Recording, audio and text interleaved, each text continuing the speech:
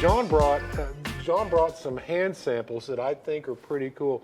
On top of doing the consultation with the consumer, bringing the boat in, doing the work, servicing that guy after the sale, you also have a Felix's Magic Bag of Tricks here. Yes. And I would love for you to spend a few minutes, just drag some of the stuff out that you sell, that you design, that you make. Okay. Can you do that? Yeah, sure, absolutely. Thank you. So one of the side businesses that's part of my business is some proprietary harnesses for boats. This is the newest one that we designed with Brandon Luce of Intune in Pennsylvania. What this does, there's more pieces to this. You need to pull some out of the bag? Sure. I mean, you don't have to, but yeah, one out of the bag would be plenty. So what is happening, we have a lot of OEM boats that are now being basically, as a consumer or an owner of a boat, your hands are tied with some of these amplifiers that are hitting the markets in these boats. And what they're doing is they're pretty much putting a safeguard against the consumer doing the Bush Latte volume knob and destroying everything for warranty purposes. Bush Latte volume knob. Can you explain, please, sir? So when you have too many Bush Lattes, the volume knob seems to keep creeping up and it never stops. Even though it should stop, it didn't stop. I thought it was the gain knob. Oh, never mind. The gain is a volume knob technically, but it's also the clipping knob. My cousins, it's volume. It is a volume knob until it's a clipping knob. There you go.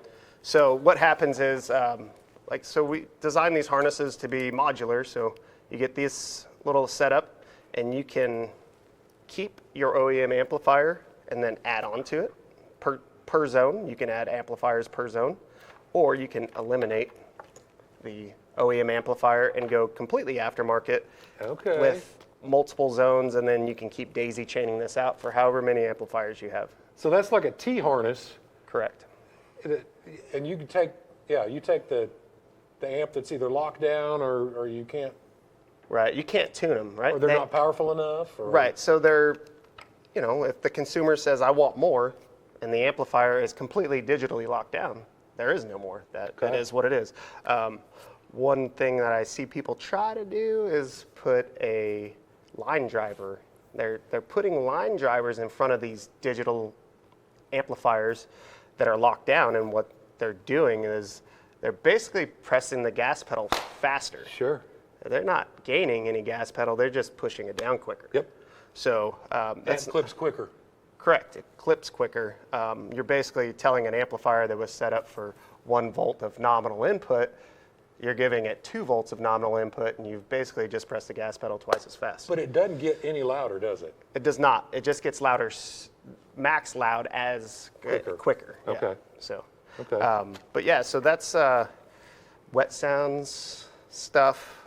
And the Yamahas, the Malibus, the Centurions, Supremes, the Axis, Those all use those plugs on their amps instead of RCA cords? Correct, proprietary plugs. And then the new Yamaha system that is also using these plugs on the input side. Okay. So that is one of the modular systems we designed. That's really neat. That one's pretty cool.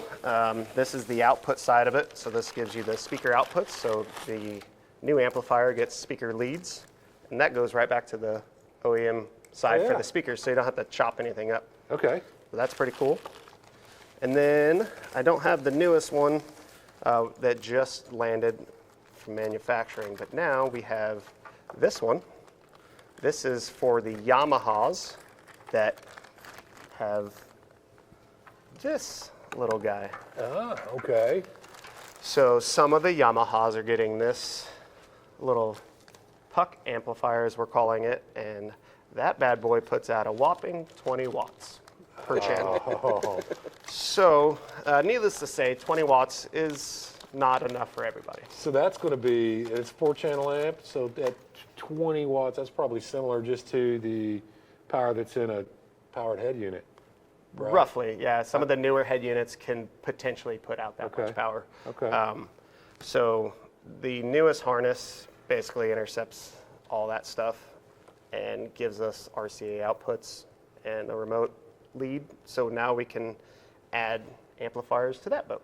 Okay. So that's the newest product, and that'll be for a bunch of the new Yamahas that have this little guy. Okay. So that's a substantial upgrade when we go from that to, like a PXA 1005 Sure. that puts out 110 to 120 watts from Yep. 20.